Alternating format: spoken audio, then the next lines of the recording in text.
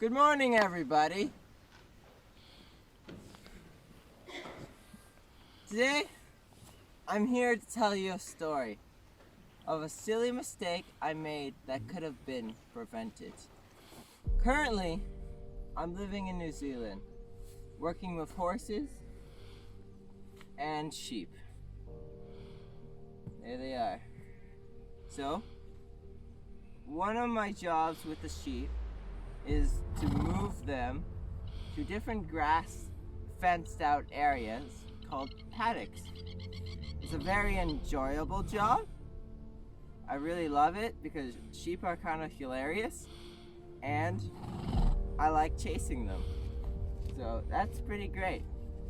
So last week, the farmer who owns this property had to leave and he left us with 3 jobs.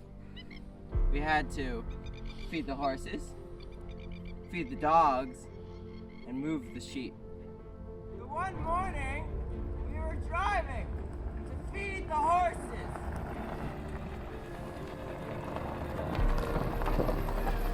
And then we looked to our left and saw 2 sheep running down that paddock road. And then we looked beyond those 2 sheep. There were sheep up the hill, down the hill, behind the hill. There were sheep everywhere. As far as the eye could see, there were sheep. We were shocked and confused. Firstly, we were confused, were these even our sheep? But when we ventured out to the paddock where they once were, they were missing. It was sheepless, completely empty. Oh my goodness, what the heck did we do? And at the top of this hill, at the gate that we thought was closed, was open a meter wide. And that's wide enough for 500 sheep to go out and look for some fresher grass. The other day, when we were at the bottom of the hill moving these sheep, this gate looked closed, but we didn't go up and check it. The farmer's land was covered with sheep, and that was because every other gate in this farm was left open from us to the far side. So we hopped on our 4-wheeler, we closed this gate, and headed to the far side of the farm to find the end barrier gate closed, and no sheep escaped the property. Whew. So then we had to split up. There was 500 sheep over 8 different paddocks. We had to chase them, herd them all together in one big group. And once we got them in that big group, we could easily chase them up the hill to where we wanted them. It wasn't a difficult task because sheep move away from me quite easily in giant herds. But if we just went up that hill and checked that gate, we would have had more time to play in the sun and have some fun.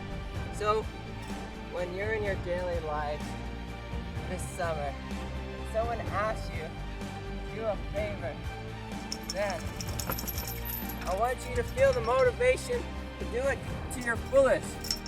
Don't take the shortcut. Go up that hill, or it may backfire and you'll have to deal with 500 sheep getting all over your land. Now go. Please bow your heads.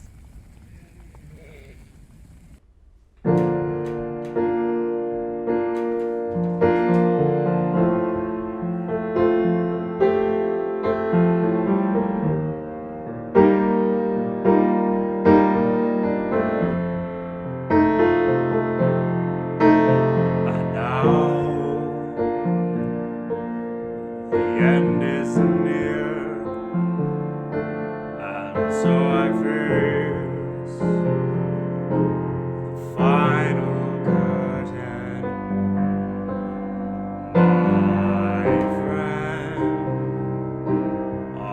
say it clear, I'll state my case, of which I'm certain. I've lived a life that's full. I've traveled each and every highway and more, much more than this. I did it my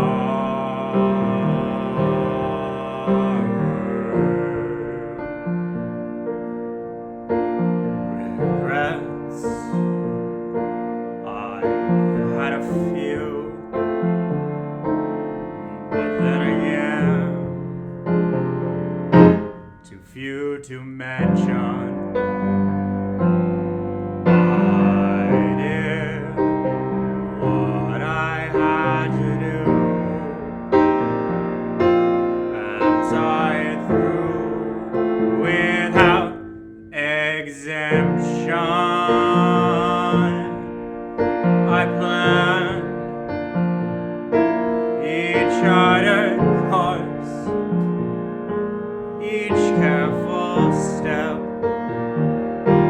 along the byway and more, much more than this. I did it my way.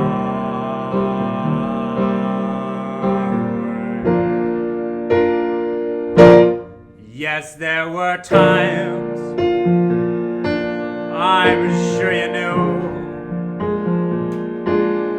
when I bit off more than I could chew. But through it all, when there was doubt, I ate it up and spit it out. I faced it all, and I stood tall and did it my way. I've loved, I've laughed and cried, I've had my fill, my share of losing, and now, as tears subside, I find it all so amusing to think I did all that, and may I say, not in a shower. Oh no, not me. I did it my way.